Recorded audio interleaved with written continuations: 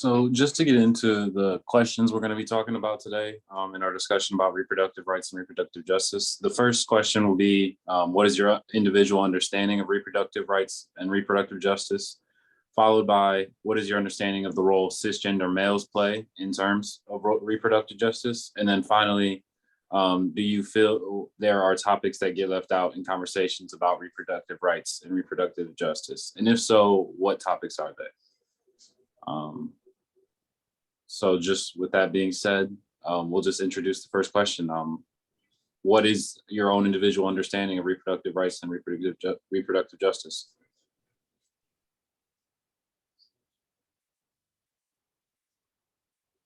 Can I say something first before we go? Did we let everyone know that we were going live and recording with this? So everyone's aware of that, that's on here right now.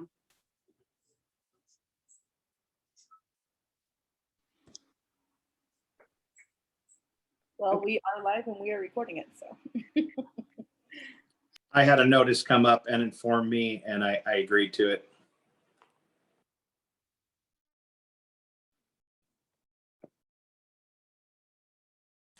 Thank you, Matt.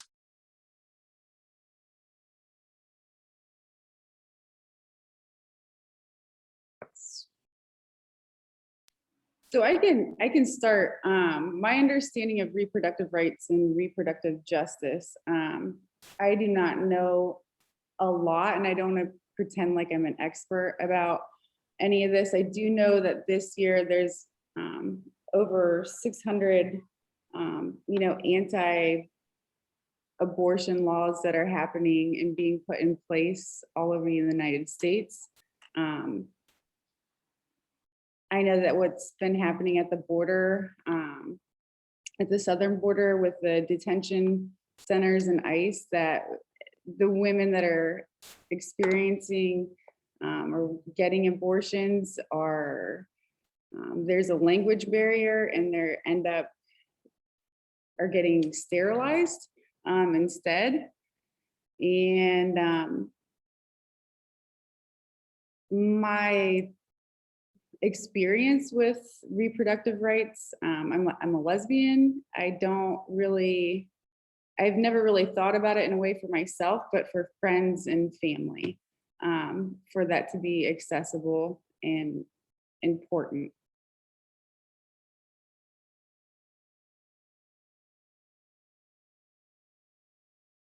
So that's where I'm at with it right now.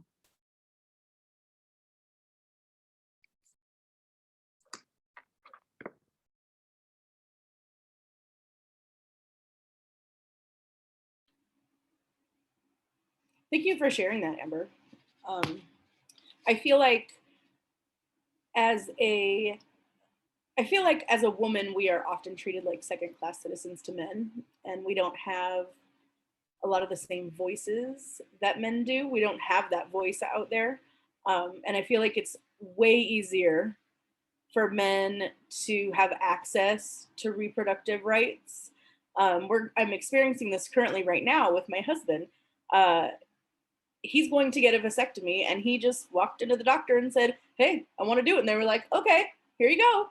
And for me, not wanting children, having my reproductive rights questioned at all times, every time I go in and ask about it, I'm not able to make it so that I can't have children without having to take classes or talk to somebody else. Or I've been told many times that, I have to either have cancer or have had to already have had children in order to have my tubes tied or anything of that nature. So for me, it's about having that equitable treatment when I go in, and having that equitable access to reproductive services and information.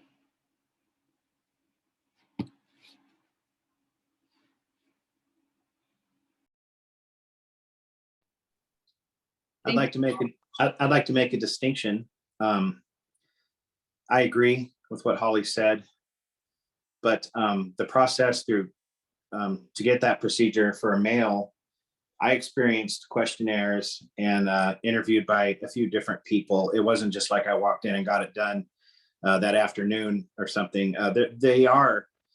It's almost like a greater kind of Christian concern about not being procreative. It's a feeling of like, are you sure you want to do this? You realize you won't be able to make babies. You know, it's very important to make babies. Are you sure you want to do this? And Kaiser was the first process that was started, and they have classes. And I have to admit that this new insurance company does not have classes. It is easier, but I just wanted to make that distinction. Thanks.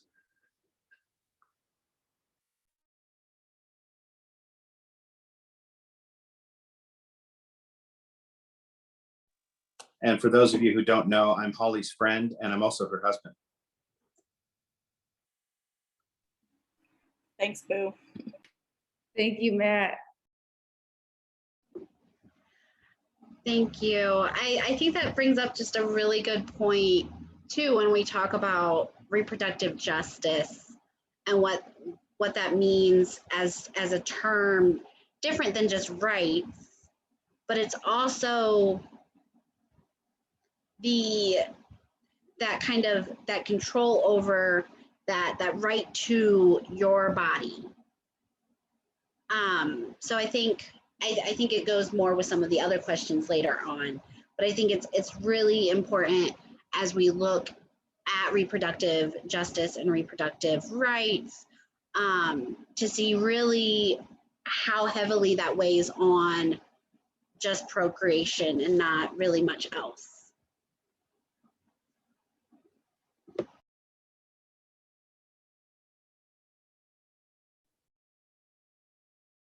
And with my understanding, reproductive justice would be like adding, different layers to accessibility and time off from work, and how different institutions are adapting or being more supportive of an individual, no matter what circumstance. And for me, what does that look like as an artist, and how to create awareness with graphic design, or what we can do in our communities?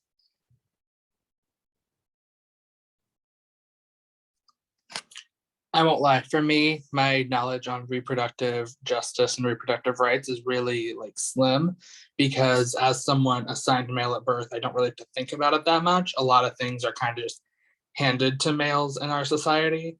I feel like just being born male does give you a lot of additional privileges. I can say that I try to look beyond the like typical talk of most topics like this. You always hear about how reproductive rights are a sexism issue, but it goes a lot beyond that, because recently my partner's sister, she has had 4 kids, all girls, and can't afford to get any kind of surgery that can keep her from having more kids, because she doesn't have the financial backing, she doesn't have the insurance backing. So it's a bigger issue than just sexism, because she's had multiple kids. So it's not like they're just coming at her with, well, you haven't had enough. And no, it's just she can't afford it. So it's another issue in sexism.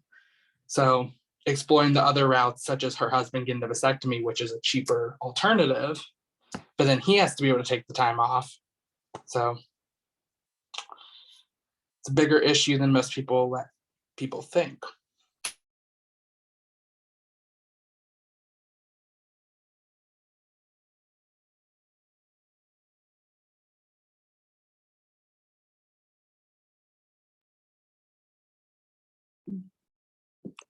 That was my bad, y'all. I hit the wrong button. Would anyone else like to chime in on that first question? What is your understanding of reproductive rights and reproductive justice?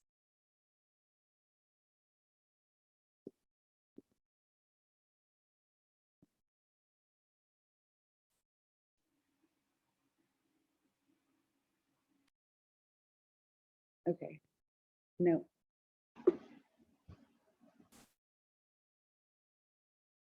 Trey, do you want to go next on this? You want me to, okay, go to the next question. All right. So our second question tonight is going to be, what is your sorry, what is your understanding of the role cisgender males play in terms of reproductive justice?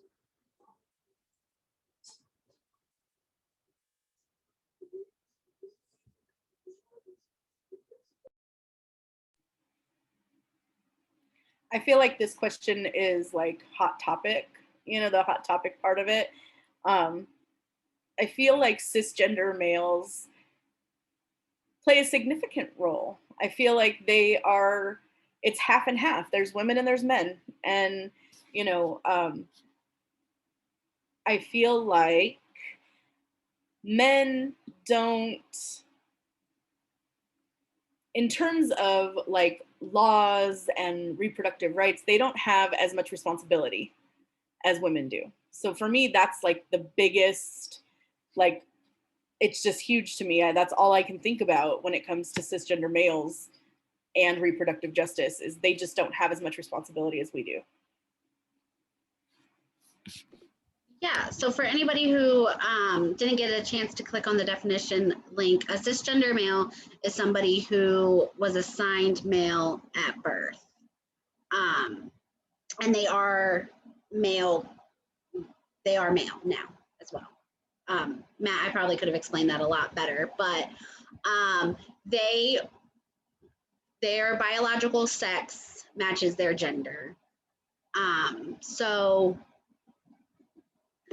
for me, I think if cisgender males and, you know, all the non-binary people who reproduce as well, if they are not carrying an equal burden of this reproductive rights saga or whatever, then there actually won't be any reproductive justice, because a part of reproductive justice is in the accessibility to raise a family, to have a family how you want to have, not have a family how you want, and have access to the things to have that real family planning, whether that is planning for children or planning for not children.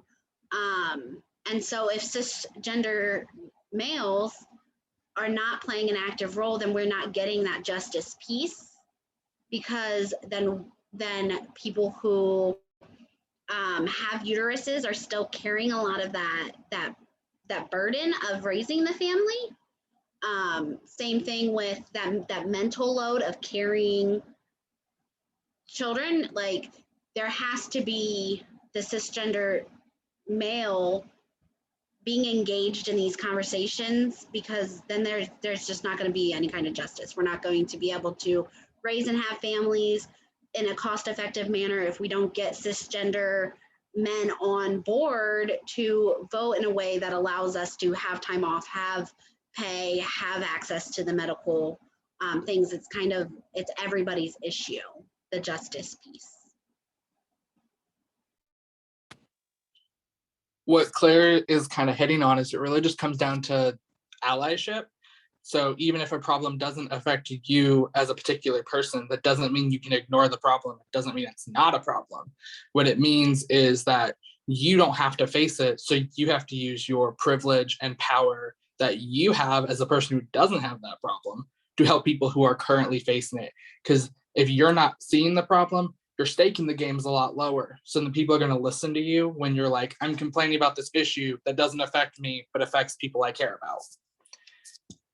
Which is also how I define being an ally to all levels of community.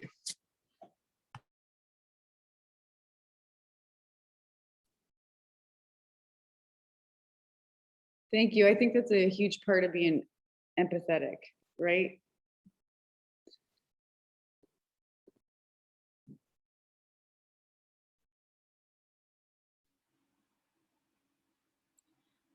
For those of you that aren't a part of the GEM panel, Ambz sent us a link earlier to a podcast, and it was really fabulous. And there was one thing that I took away from it that really fits into this part of our discussion, and that's the role of cisgender males in government.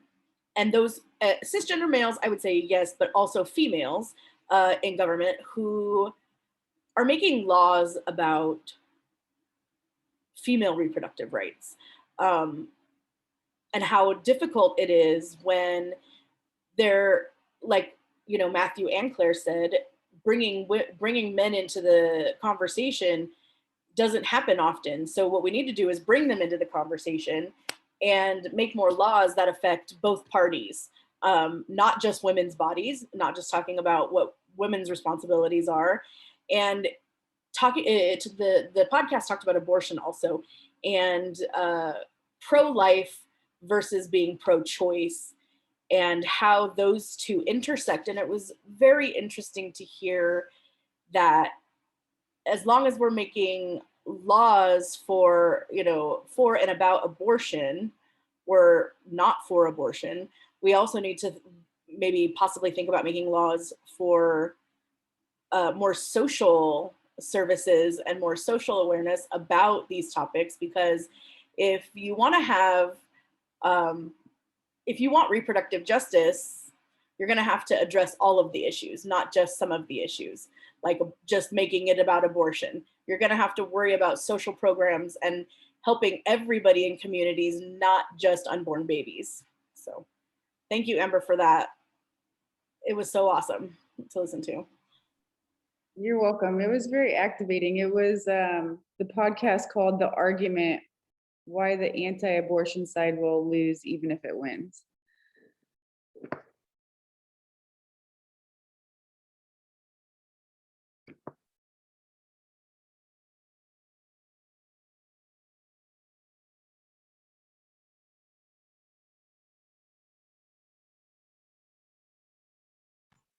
Any other remarks on cisgender men?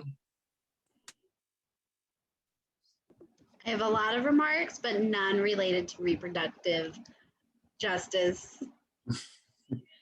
Sorry, that was a joke. That was a joke. It was a joke.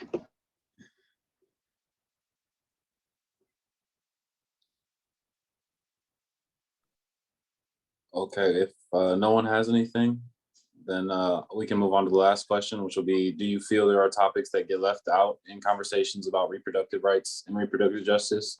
And if so, what topics are they?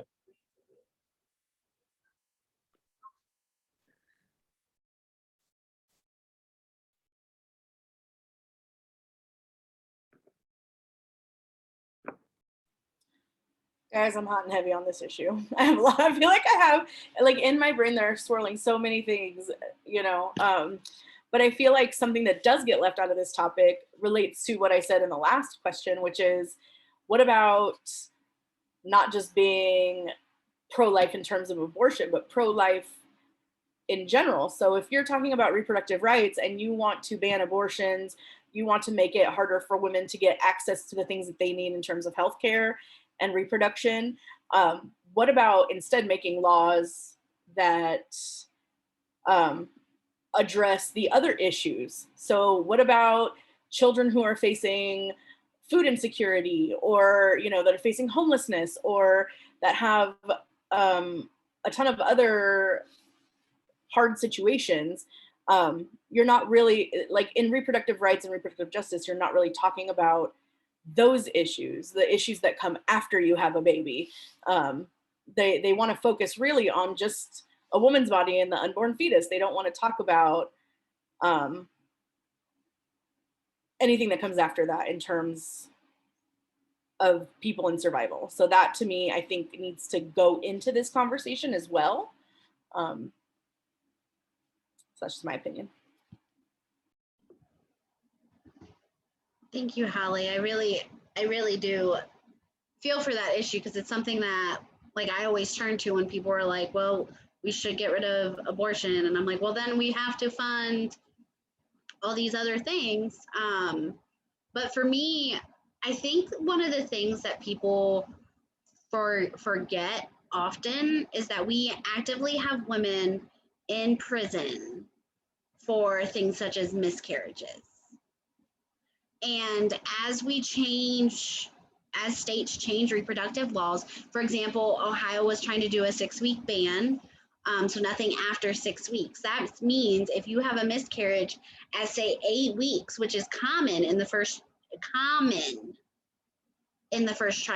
you can now be arrested and questioned You know, so because now they have a legal duty and a legal ability to have to prove that it wasn't an illegal abortion.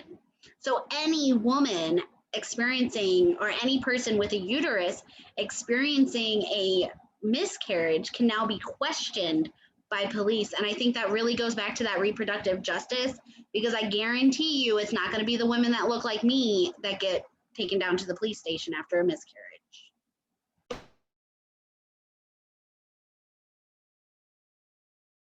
So those kind of things I don't think people talk enough about, because I think there's just like, oh, it's either save an unborn or don't save an unborn, but not really the intrusiveness that can come after these laws are changed.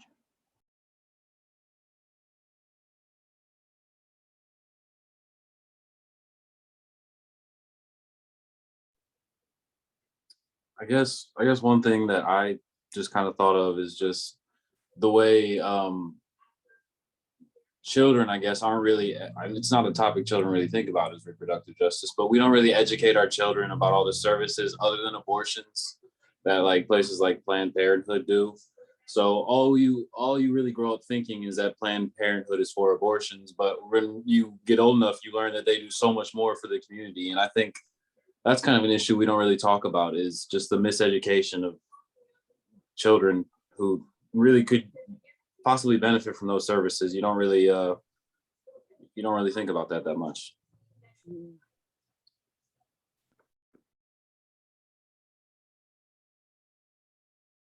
No, and I think adding on to that, this conversation is very politicized.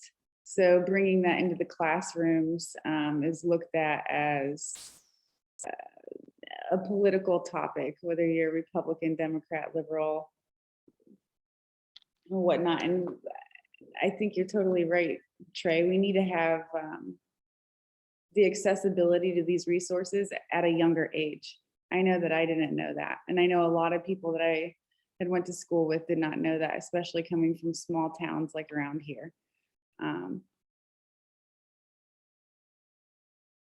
Yeah, I think we, Claire, when you were just talking about not people like me, you're talking about people like white and female, correct? And Yes. we have a huge crisis with our BIPOC community and marginalized groups of females who don't have ease of access because of healthcare and because of insurance, and what the previous administration has done to try to take away our rights and our access. I think the question that I have pertaining to this last discussion topic is, what can we do? If we're not involved in politics, or if we're not involved in the policies and procedure making, what can we do as individuals to be a part of making the change that needs to happen? That we want to see happen.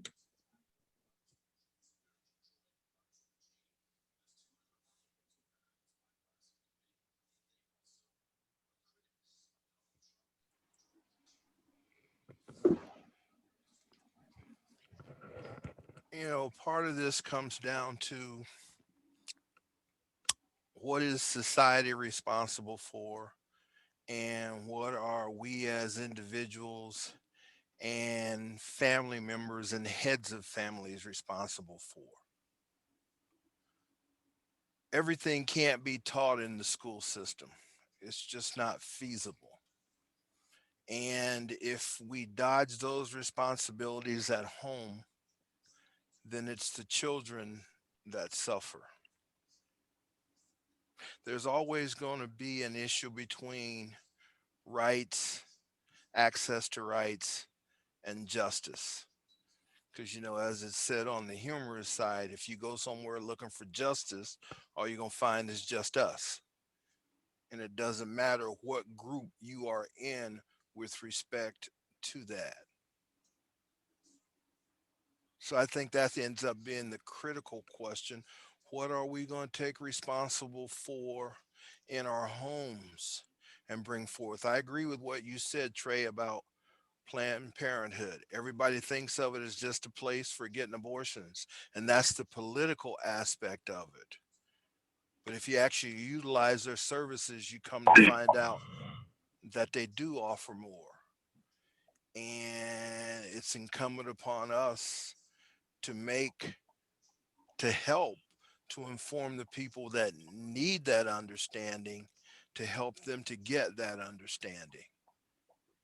Because if we look for the political aspect, it's always going to leave us short, because money rules everything when it comes to politics.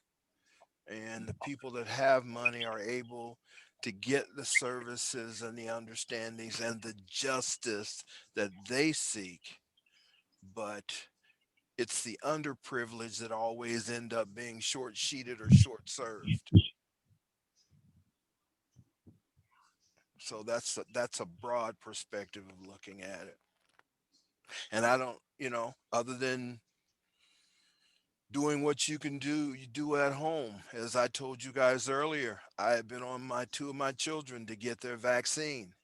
And my oldest boy jokingly said, well, you let this go for 6 months, because that it had been that long since I had mentioned it to him. And he was right. I hadn't been on my job. But once I got on my job, I was able to elicit the effect that I want, because I've raised my children to listen. If you haven't raised your children to listen, then you're going to have issues with anything with respect to aspects of access and justice.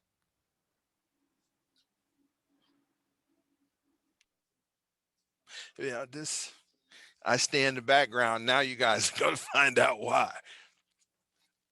This issue of men and women, I like the way you said that, Matt. I'm her friend and I'm her husband, because she put you out on Front Street and made your job sound easy. Okay, but there's Much different. easier than mine. We understand that. We're all adults here. It's dangerous walking around with I can't say it the way I want, but it's dangerous for you ladies to walk around the streets than it is for us, for just one reason. Okay, we can do things that allow us get away with being stupid and ignorant, where with what you carry physically, you can't do that. I can fall asleep on the bus and nobody do anything to me. You get drunk, you better not get drunk and fall asleep on the bus as a lady. That's a reality that we can't change, but we are all invested in this as humans. And men understand their responsibilities, and most tend to live up to their responsibilities. You just have to choose the right man. I'm off my soapbox.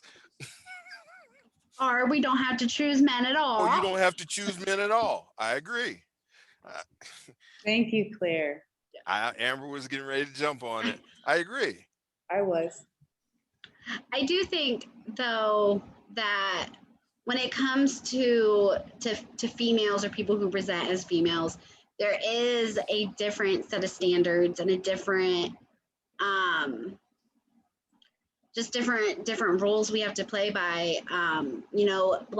Black women die during childbirth all the time at such high rates because people don't believe their pain, to a greater extent because they don't believe their pain as a woman, and they don't believe their pain as a Black person. Because my pain also gets ignored a lot of times as a woman because of whatever reasons, right? Like in Marysville Prison, at least in 2015, you got 24 free pads a month, which were just these little cotton things that couldn't even count. You couldn't get any more. And if you wanted tampons, you had to pay $7 for like a box of 7. Ridiculously expensive. And you could not, if you had rough periods, if you had pain, you could not, there was nothing. You had to go a whole year of tracking your cycle and your pain levels before they would ever put you on birth control. They wouldn't even do that, which can can be the difference between pain and no pain for so many women. And we just accept it. We just allow women to be in that kind of pain without going through all these hoops to justify that. And I think that's when we talk about like reproductive justice. You know, I think women deserve not to be in pain every month because of that. Women who are incarcerated are still humans, and they deserve not to have to jump through hoops to prove that their pain is justifiable to a medication that is inexpensive considering the medications that the state does pay for. So I think that that's where that kind of standard is different. I think of those videos of those little TENS machines on people's abdomens, of the comparison between like the it's supposed to simulate childbirth or cramps. And I think that's very real. I don't think ethical studies have been done enough to really do women justice in reproductive health sciences in general. So science. That's part of the systemic nature that's built, that's inherent in the system. Black people were denied access to hospitals for a long time in the United States of America. And that issue of pain has always, pain tolerance has always been there.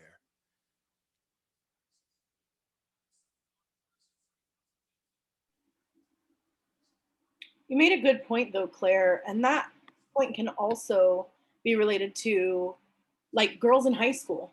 You know, girls in high school have the same challenges, the same problems, and people don't want to hear it. Teachers don't want to hear it. You know, administrators don't want to hear it. They're like, whatever, you know, and it's really awful to think that we as a society are turning our heads at a biological thing that happens to women's bodies. We're just like, that's not a thing. We don't care, you know? And it really just straight up, it's unfair. It really is unfair that we have to constantly explain ourselves as women or as somebody who identifies as a woman or whoever.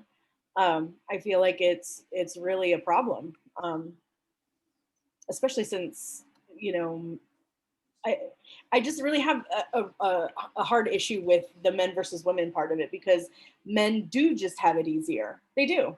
They have everything easier. And it's just infuriating sometimes, you know? You know, you get to do your thing and be out, and meanwhile, a woman can't make the choice whether she wants to keep a child or not have a child. You know, it's just not okay. If you don't have to be a part of raising the child, then you know, you're like, bye. Why do women have to bear that entire responsibility? But yeah, I don't know. So it's really crazy. So thank you, Claire, for sharing that about women in prison, because I feel the same way about women or girls in high school or in junior high even, you know, because, you know, a lot of girls are even sometimes in elementary school now and they're dealing with it. And to not have that support is terrible.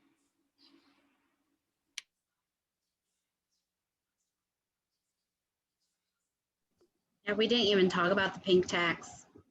Now, reproductive health equipment,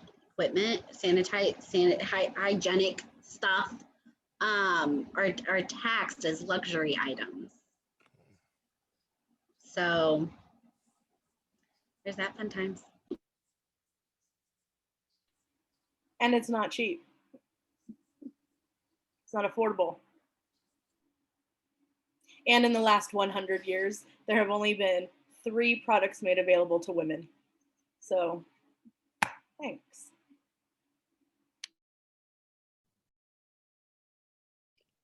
Yeah, speaking to both of your experiences, Claire and Hollie, like growing up, me growing up as a lesbian coming from a small county town, with the way that men, cisgender males, have treated me throughout the years, and I have been put in difficult situations where the use of force and sex has came up a lot. And thank God I was never impregnated, and I couldn't imagine having to question if I could get access to an abortion or any kind of health care and what that would look like. And I wouldn't want anyone to go through that ever. So I think culturally and societally, there has to be a very large change. And I can't put myself in people's shoes that are experiencing this at the borders right now in the ICE detention camps. I mean, I think that's absolutely horrific. And that's what comes up for me is, how do we stop this from happening to Indigenous folks, and where there's a language barrier that's happening. Also to those who are disabled. This has been a very recent thing where we're finding out that they are still sterilizing severely disabled people and women. And that is, I mean, it's just unthinkable, the things that we are doing to women as far as reproductive stuff goes. And I mean, I know there's been a lot of laws about not sterilizing disabled individuals and letting them have the rights they deserve, but it's not everywhere, and it's still happening. So this begs the question, like, when is this going to stop? Like, how do we get this to stop? Thank you for that, Holly. We have about 10 minutes left, but I want to pose a question to this group because I think they would be really good at kind of getting into the ethics of it all. There are groups, specifically religious groups, that go around and they offer money to women who use drugs, specifically hard drugs like heroin, crack, meth. And so they will pay you a certain amount of money if you get like an IUD put in. So if you get an IUD, they'll give you $300. If you get sterilized, they'll give you $1,000. I don't remember the prices, but I've been approached by street people, by women from churches offering, when they knew I was using, offering money for me to either get an IUD or to get my tubes tied. What do we all think of that? Because it is an option. It's a choice. They're offering this choice of, you know, you can get an IUD or you can get sterilized, and here's some money. But I just want to see what people think. That's the first I heard of that. Is it specific churches that do that? I don't know about Findlay. There was a Marian church when I was in Marion, Ohio, that went around and did it. So they offered money. So in their eyes, they are offering money. You need money, and they don't want any babies born addicted to drugs. So in their mind, this is a better solution, right? Because if they can prevent you from getting pregnant while you're on drugs, they can potentially prevent a lot of other things, including abortion, in their eyes. And you have the choice to say no to the money. Choice. I did not know about that. Holy shit. I think that it's complicated. It's not okay. So if the government were to make birth control free, I think that would be enough of an incentive for people to get on birth control. Or if like some like third party like charity makes it free, And it's not necessarily like paying people to get it, but like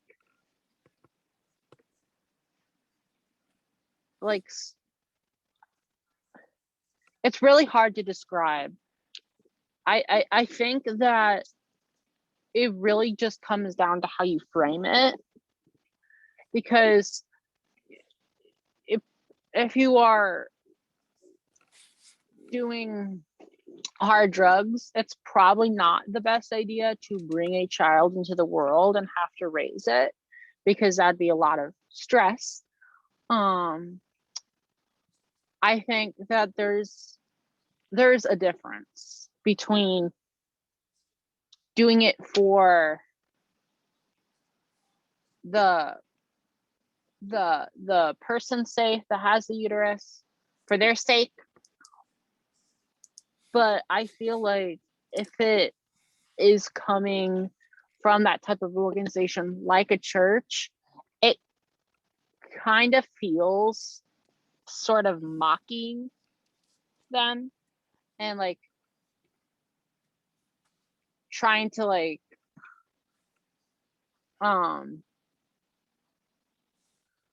trying to get down on them for using drugs, but like implicitly, not explicitly. It's really weird. But I think that the concept of it, I do think it's a net positive, but I just think that it's doing it in a derogatory way. So that's just like something. Well, Thank you, they're mission driven, right? This is a religious mission if you're doing something like that. And it goes back to Jerome's point of the filters that we have to use when we look at things. You know, what's the motivation behind movements? You know, is it political? Is it systemic? Is it religious? Is it family based? And in this case, you get the sense that it's, you know, this is what we're doing for our God, for our church. You know, it's mission driven. There's kind of like no judgment. It's really absolute thinking. Like they've decided, like, this is it. Here's our offer.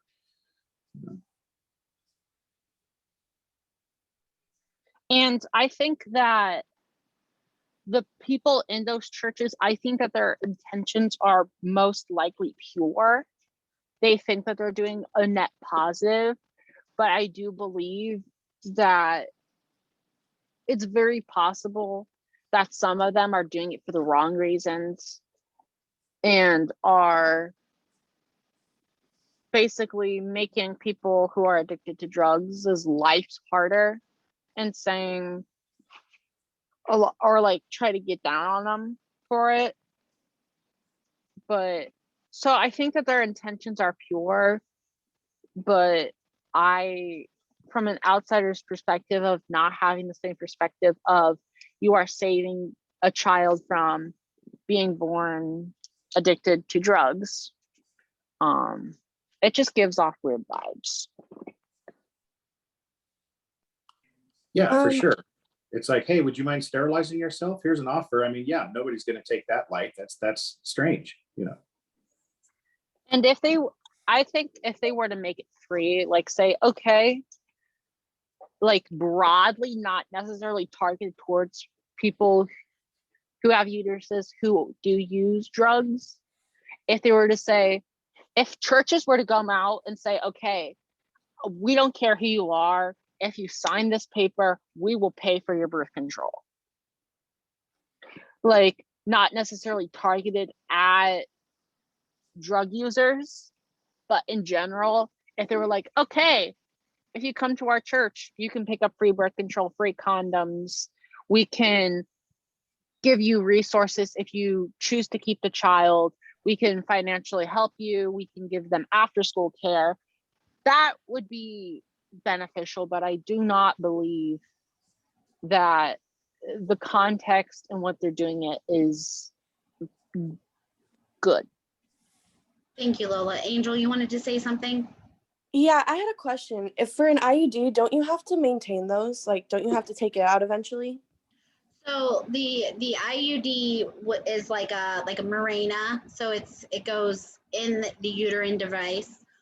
You can get, usually I think the Mirena is 3 to 5 years, but you can get a non-hormonal copper one that is good for 10. All right. My question is, like, how are they helping the long-term maintenance of these things?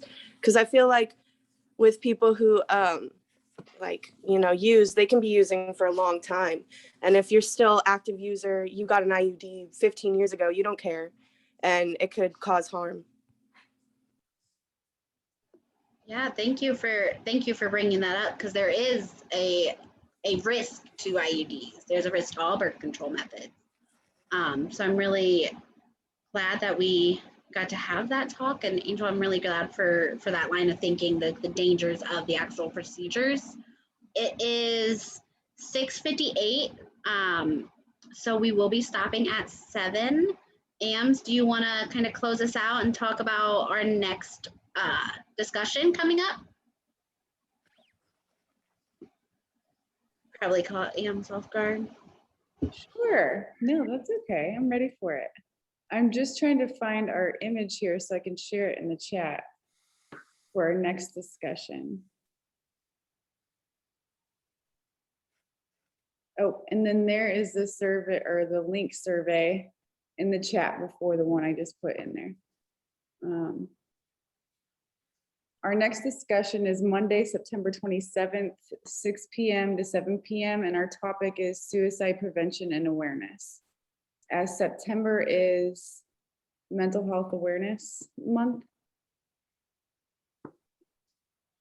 Did I get that right? Mental Health Awareness Month? There is, September is Recovery Month for substance use, but there is a suicide prevention and week in September. Yes.